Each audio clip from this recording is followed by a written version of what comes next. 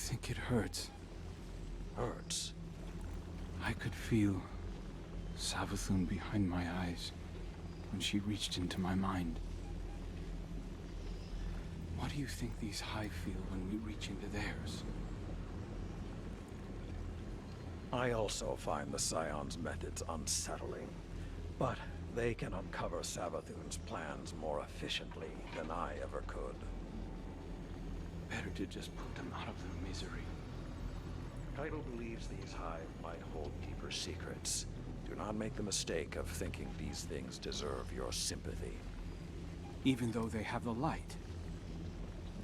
Maybe you are the wrong person to put on this assignment. They may be our enemies, but this feels like a new low for the Vanguard. For Zavala. Watch your mouth. You New Light see Zavala as some toothless diplomat, but you wouldn't believe what he's sacrificed to become the man he is.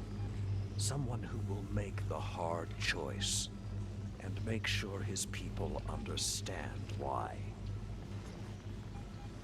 Then I can't wait to hear the speech about all this. You want a speech? Today the Vanguard did what had to be done. Mercy prevailed. Speech over. Say it a little louder. I don't think this guy could hear you. This doesn't look like mercy to me. Then you're not looking hard enough.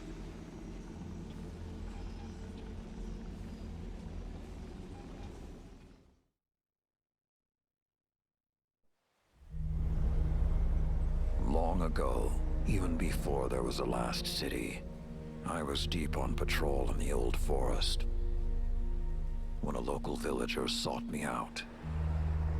They asked me to catch a thief. I told them the Iron Lords were no mercenaries, but I saw their pride as well as their poverty. And they offered me a loaf of black bread instead of coin. I agreed. Just before sunrise, I caught my thief. A young girl, stealing what she could carry. Food when she could find it, coin when she couldn't, weapons to protect what she had taken. There was no fear in her eyes. She said the bandits in the forest ordered her to steal in exchange for protection. The penalty for theft in those times was death. Instead, I pulled the crest from around my neck and pressed it into her hands. I told her the wolves would protect her. In a settlement rich with stolen supplies, I found the bandits and cut them down. 38 lives to spare one. And for a time, I believed that was mercy. Many winters passed before I found myself back in that part of the old forest. This time, no one sought me out. So I sought them instead. Wind blew through rotted wood and rusted metal where the village once stood. And behind it, graves. Then piled stones, then bare mounds of earth, and then a pit. My blood was high. I tore through the forest, hunting for those responsible. Finally, in a settlement rich with stolen supplies, I found her. A lightless woman, with my crest around her neck.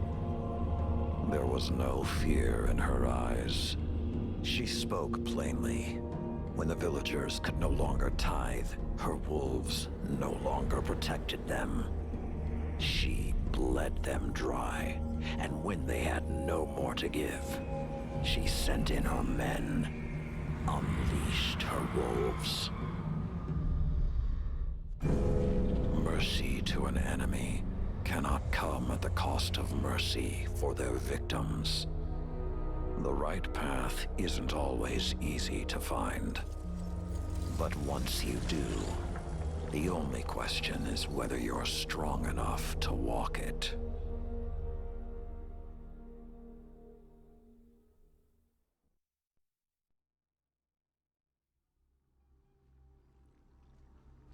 Consider that the next time you feel pity for our enemies.